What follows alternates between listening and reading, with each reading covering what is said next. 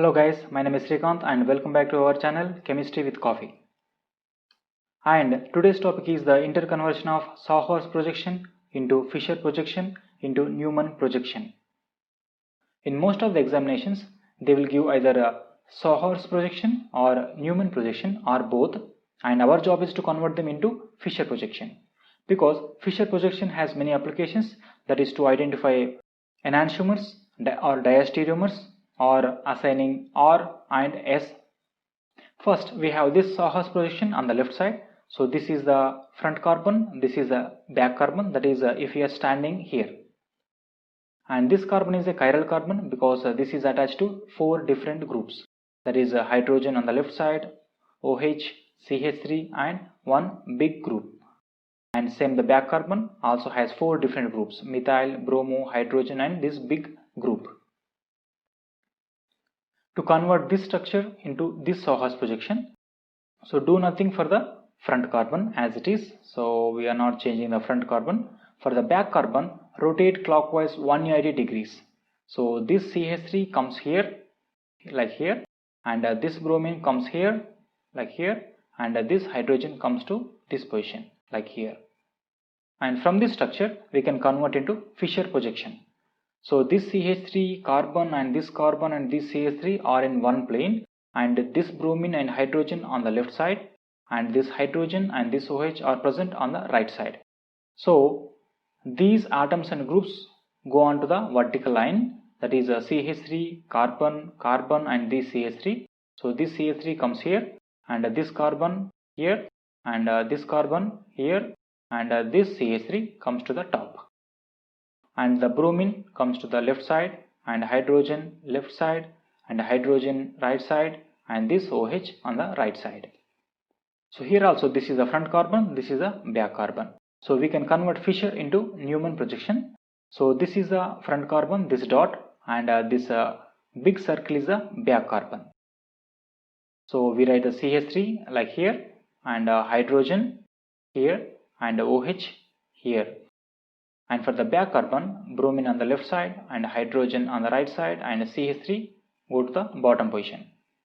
And this Newman projection is called eclipsed conformation, and we can convert eclipsed conformation into staggered conformation. So from here to here we are doing nothing to the front carbon. So front carbon is same as this one, so hydrogen, OH and CH3. So we have hydrogen, OH and CH3. For the back carbon we are rotating 180 degrees. So this CH3 comes to the top like here, and this bromine comes to this position like here, and this hydrogen comes to this position like here. So and also we can convert eclipse to Fisher to Sawhorse. And one more thing, we can convert this Sawhorse projection into staggered conformation, and this Sawhorse projection into eclipse conformation. So this is the eclipse conformation, means the groups are very near. These two groups are near, these two are very near, and these two are very near. All groups are widely apart. While in eclipse conformation, all are very near.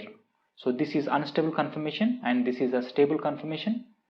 So before solving the previous IIT JEE and NEET questions, first understand what are enantiomers and diastereomers. So enantiomers are non-superimposable mirror images, and diastereomers are non-superimposable non-mirror images. So we have 4 isomers here, A, B, C, D, all have same molecular formula. If you put a mirror just right side to the A isomer, you will see the B isomer in the mirror. That is, A and B are mirror images. So this has OH on the left side, this has OHs on the right side, and this has hydrogens on the left side, this has on the right side. If you want to test it, write the A structure in a white paper and put a mirror and check it. You should see the B structure in the mirror. And so these two are mirror images, so this is confirmed.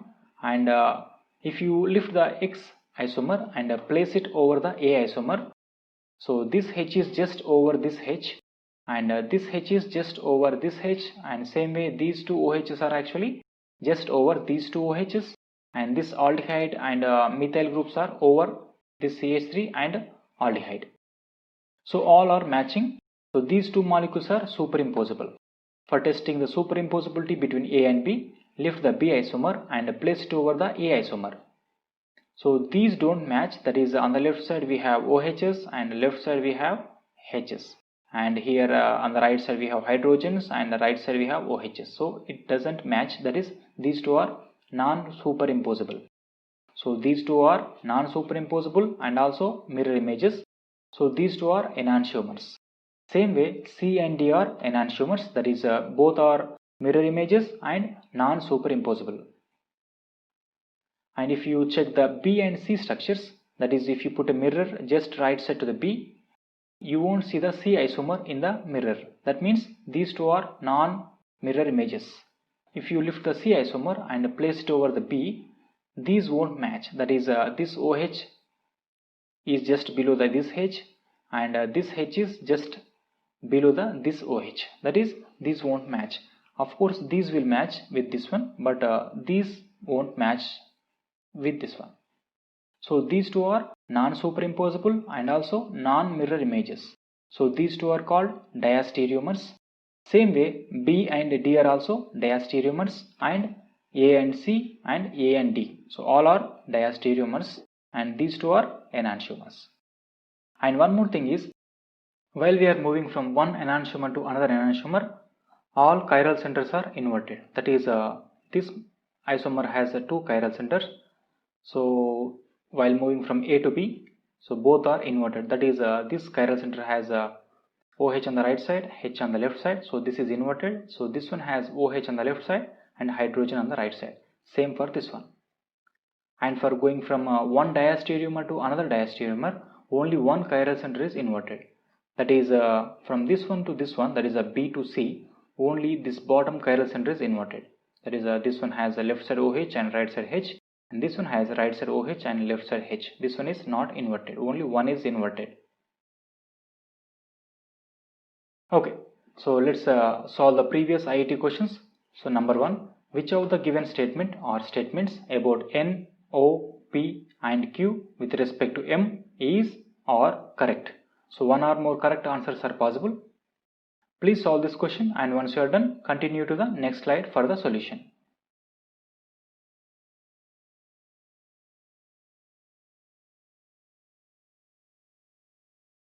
The first step is to convert all these projections, that is Sahar's projections and Newman projections, into Fisher projections. So M to M, O to O, P to P, Q to Q. So by using the above mentioned method, we can convert this one into this Fisher projection, and by rotating 180 degrees we will get this one. So this one are both same, just we rotated 180 degrees. So if you compare M and N, these two are non-superimposable non-mirror images. So these are diastereomers. And one more thing is, only one stereocenter is inverted. So diastereomers. And M and O, these two are identical. So both are same. OH on the left side, OHs on the left side, and hydrogens on the right side, hydrogens on the right side, and chlorine, methyl, chlorine, methyl. And comparing M and P, so they are non-superimposable mirror images, that is enantiomers. And if you compare M and P, all chiral centers in P are inverted.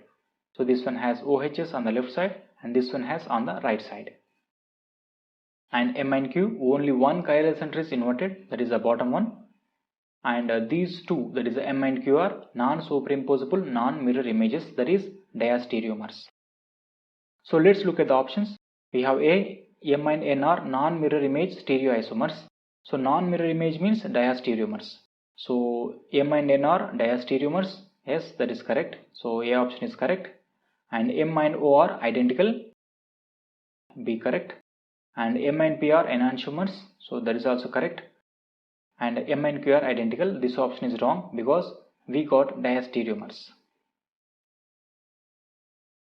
So second one, the correct statement or statements about the compound given below is or. So one or more correct answers are possible. So we have 4 options. So please solve this one, and once you are done, continue to the next slide for the solution.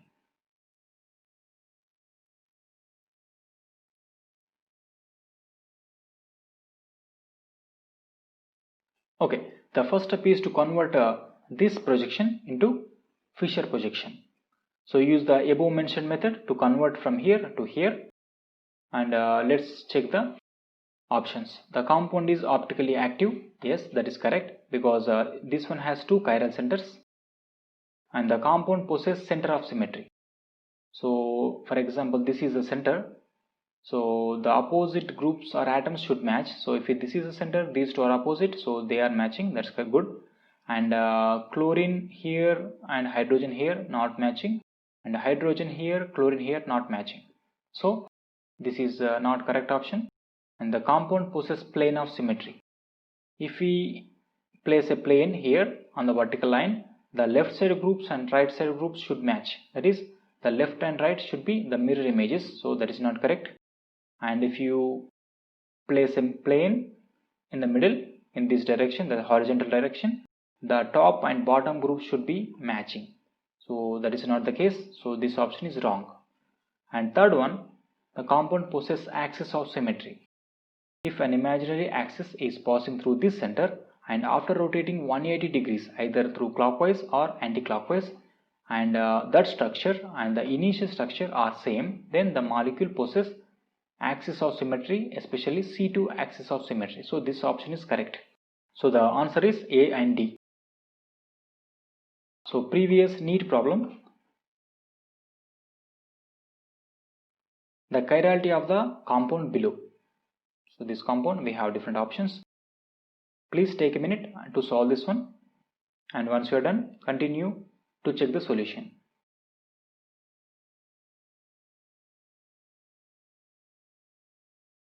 Okay, so first step is to convert this one into Fisher projection. If you are standing here, left side you have chlorine, right side you have hydrogen, and on the straight line you have methyl, carbon and bromine. So on the vertical line you write methyl, carbon and bromine. On the left side you have chlorine, and right side we have hydrogen. So this thick wedge line means this is coming out of the screen, and dashed line means this is going behind the screen. So we have four options. Out of this, EZ we assign to the geometrical isomers. Geometrical isomers means the molecule contain double bond. So this doesn't have a double bond, so we cross C and D option. So we have only two options remaining, A and B, R and S. According to Kohn-Ingold-Prelog rules, that is CIP rules, higher atomic number atom gets high priority, lower atomic number atom gets lower priority. So in this molecule, this carbon is attached to four different atoms: bromine, chlorine, carbon and hydrogen. Out of all these, bromine has high atomic number, so 1, then chlorine, then carbon and last hydrogen. So we omit the hydrogen and connect the 1, 2, 3. So if you are connecting 1, 2, 3, we are actually moving in anti-clockwise direction. And one more thing, the fourth priority group is present on the horizontal line. If the fourth priority group is present on the horizontal line, the anti-clockwise direction, the sign is R. So this is anti-clockwise, so we assign R. So the solution is RA. If the fourth priority group is present on the vertical line, that is on this line, either here or here, we assign R to the clockwise direction and we assign S to the anti-clockwise direction. And if the fourth priority group is present on the horizontal line, like we have here, we assign S to the clockwise direction and R to the anti-clockwise direction. Okay friends, thank you very much for your attention. If you have any questions or suggestions, please don't hesitate to post them in the comment section below. See you all next week, and don't forget to like and subscribe to our channel Chemistry with Coffee.